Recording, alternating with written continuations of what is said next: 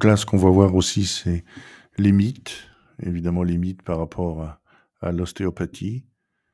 Donc je vous conseille aussi, Les mythologies ostéopathiques, un ouvrage, de chez l'Harmattan, qui vient de sortir, coordonné par, Pierre-Luc Lermite, heu, qui aborde évidemment le mythe de la pureté, le mythe de la prise en charge holistique, le mythe de la mobilité des os du crâne et le mythe des principes fondateurs, le mythe de la vertèbre déplacée, de la lésion ostéopathique, de la consultation traditionnelle.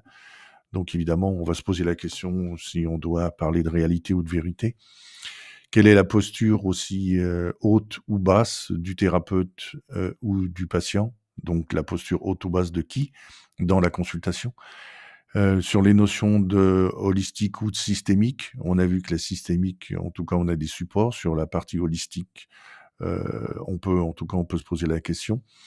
Sur les notions de lésions ostéopathiques, de dysfonction ostéopathique ou tout simplement évoquer les termes de fonction. Et est-ce qu'on est, en charge d'une articulation, d'une situation ou des représentations? Qu'est-ce qu'on fait dans une consultation?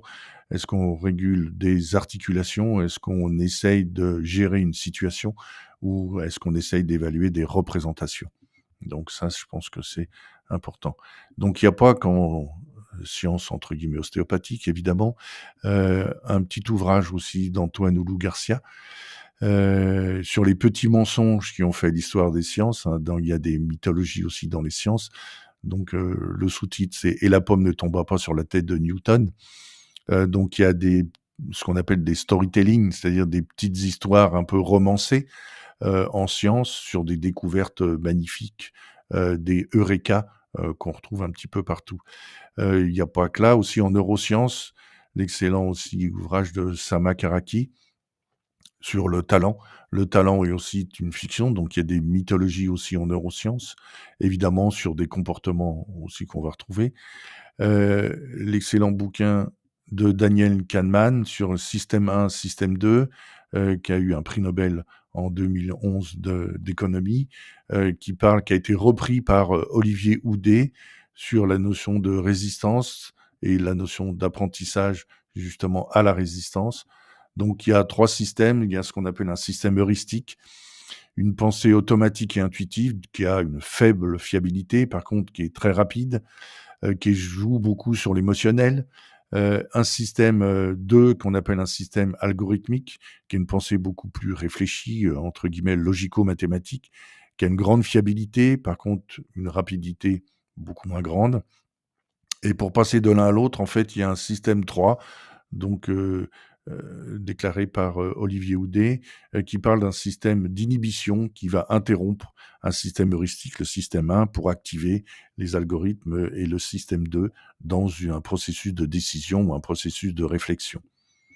Quel est l'avenir de l'ostéopathie? Est-ce qu'on va continuer à opposer tradition et modernité? Est-ce qu'il y a des choses qui sont à rejeter dans la modernité, à rejeter dans la tradition ou l'inverse? Est-ce qu'on peut différencier la légitimité et les termes d'identité? Est-ce qu'on peut parler de connaissance ou de reconnaissance? Est-ce que les 2 sont liés? Comment ça fonctionne? Heu, Là aussi, le risque, c'est que l'État régule, ce que j'appelle l'État législateur, donc changer de sémantique, donc une sémantique adaptée ou la mort programmée. En tout cas pour l'ostéopathie, ça peut se réfléchir. Donc la réflexion avant, d'aborder la législation, les interdictions qui peuvent être liées, les réductions, les incorporations qui peuvent être néfastes ou profitables, les processus de généralisation ou de restriction, qui peuvent nous tomber dessus. Les critiques qui peuvent être faites à tout ce que je viens de présenter évidemment, heu, donc pour qui tu te prends? Je vois ça d'ici, donc ce qu'on appelle l'ultra, crépidarianisme. C'est un comportement qui consiste à donner son avis sur des sujets à propos desquels on n'a pas de compétences, donc c'est pour ça que je donne des références et que je vous invite à aller voir justement ce qui se passe ailleurs et ne pas rester dans un microcosme ostéopathique.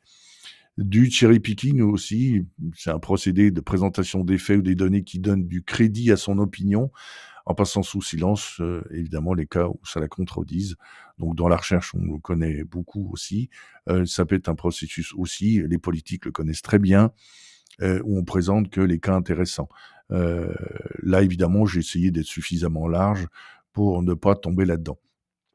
Les processus aussi, qu'on peut, accuser de scientisme, qui considère que toute connaissance ne peut être atteinte que par les sciences, et en particulier les sciences physico-chimiques, et qui attendait la solution des problèmes humains.